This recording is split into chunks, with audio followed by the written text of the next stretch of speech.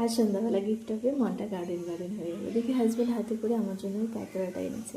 তো যাই হোক ঝটপট করে পরে নিলাম, পরে নিয়ে পড়াতে যাওয়ার জন্য রেডিও হয়ে গেলাম। কাল স্টুডেন্টের মা ফোন করে বলছে আমরা চলে এসেছি, তোমরা কবে আসবে। তো সেই দুর্গাপুজো ছুটি দিয়েছিলাম জানো তো। সেই দুর্গাপুজো, কালী পুজো, ছট পুজো সব পার করে প্রায় 1 মাস পর এলো। আমি বললাম তাহলে 1 তারিখ থেকেই যাই। তো যাই হোক ঘড়ির দিকে তাকিয়ে দেখি 5টা বেজে গেছে। আমি তাড়াহুড়ো রেডি হয়ে নিলাম। আর দেখো লিপস্টিক পরছি, মনে যত রাগ এই লিপস্টিকের উপরে ঢালছি। তো যাই হোক এই তাড়াহুড়ো করার চক্করে আমার এই লোহার গেট দিয়ে বাড়ি লেগে দেখো আমার হাতটা কতখানি ফুলে গেছে, লাল টুকটুকা হয়ে গেছে।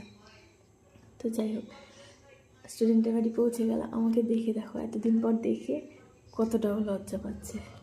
তো যাই হোক ওকে পড়িয়ে আমি বাড়ির দিকে রওনা দিতেই নিজেদের ফোন চলে এলো, দাদার বিয়েতে চলে এলো, নাচ প্র্যাকটিস করবি না। তো যাই হোক নাচ প্র্যাকটিস করে বাড়ির দিকে সোজা রওনা দিয়ে দিলাম এই আমার পাগলি মাটাকে দর্শন করে। তো আমার ভিডিওটা কেমন লেগেছে অবশ্যই কমেন্টে জানিও। টাটা।